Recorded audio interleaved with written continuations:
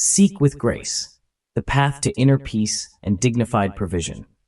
Among the most refined educational teachings that illuminate the path of the human soul toward perfection and honor is the repeated advice of the infallible Imams, peace be upon them. Ajmilu fi al-Talab, seek with beauty and grace. This phrase is not merely an economic instruction. It is a deeply mystical expression of how to live in the pleasure of God, balancing material effort with spiritual orientation, striving for sustenance while being content with what is divinely allotted, and moving nobly between dignified effort and sincere reliance upon the divine.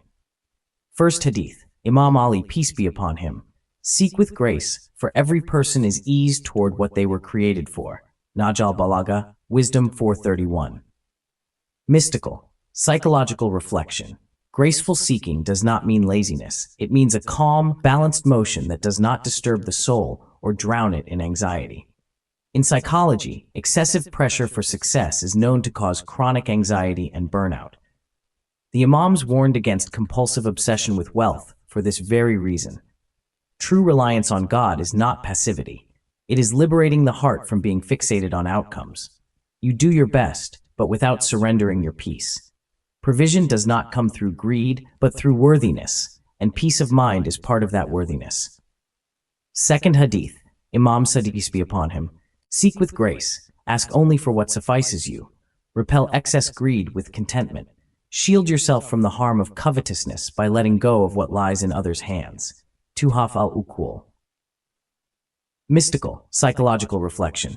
In its spiritual reality, Zuhd, asceticism, is not about abandoning wealth, but about freeing the heart from being enslaved by it. According to modern psychology, greed fuels destructive social comparison, weakens self-worth, and increases envy and anxiety.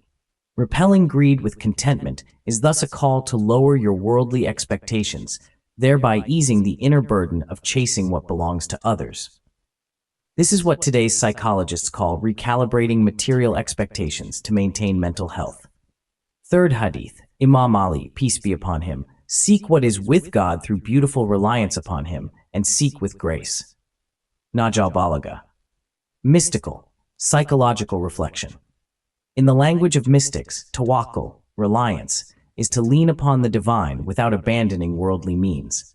In psychology, this is termed religious coping, a soothing, faith-based strategy for dealing with life's stressors through trust in divine justice. Pursuing sustenance with graceful reliance preserves your heart and body. Scientific research has shown that anxiety about poverty weakens the immune system and accelerates cellular aging. The mystical dimension of spiritual economics. Seek with grace is not just advice, it is a key to preserving dignity. Work without humiliating yourself. Provision comes not through servitude to people, but through servitude to God.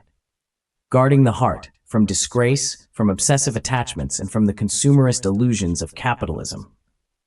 Training the soul in contentment and satisfaction, which are among the highest inner states in positive psychology. Protecting the mind. Overwork numbs focus, kills creativity, and traps you in the cycle of living to work instead of working to live. Final question. Your sustenance will come because you were created for it. But will it come to you while your heart is pure, your soul at rest, and you are in obedience to God? Or will it come only after you've lost yourself, exhausted your body, and forgotten your connection to the heavens? Mystical, psychological conclusion. Dignified striving for provision is a form of worship, but it only becomes complete when it is balanced. So keep your breath calm and your work pure. And know that sustenance is not brought down by the hands, but by hearts that have found their path to God. You've been with Sacred Narratives Hub by Mansoureh Shobeyri.